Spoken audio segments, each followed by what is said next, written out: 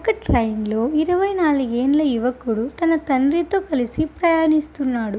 కిటికీ పక్కన కూర్చున్న ఆ యువకుడు బయట కనిపిస్తున్న దృశ్యాలను చూసి ఎంతో సంబరపడుతూ నాన్నా చూడు, చెట్లు ఎంత వేగంగా వెనక్కి వెళ్తున్నాయో అని అరిచాడు.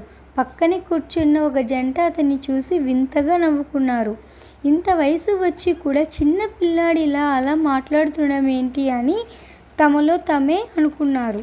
కాసేపటి తర్వాత ఆ యువకుడు ఆకాశం వైపు చూస్తూ నాన్నా, ఆ మేఘాలు కూడా మనతో పాటే వస్తున్నాయి చూడు అని ఆనందంగా చెప్పాడు. ఇంకా ఉండబట్టలేక ఆ జంట యువకుడి తండ్రితో ఇలా అన్నారు, మీ అబ్బాయికి ఏమన్నా మంచి హాస్పిటల్లో చూపించకూడదా? ఎందుకు కొంచెం తేడాగా ప్రవర్తిస్తున్నాడు?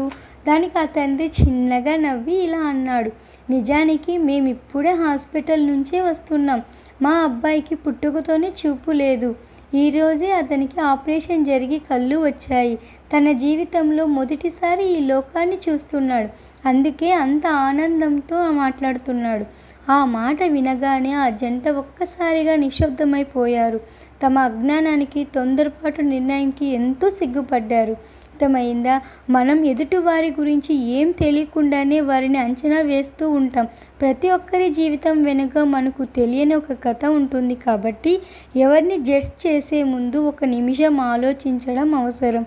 నచ్చితే షేర్ చేయండి. ఇలాంటి వీడియోస్ కోసం నా పేజీ ఫాలో చేయండి. Thank you.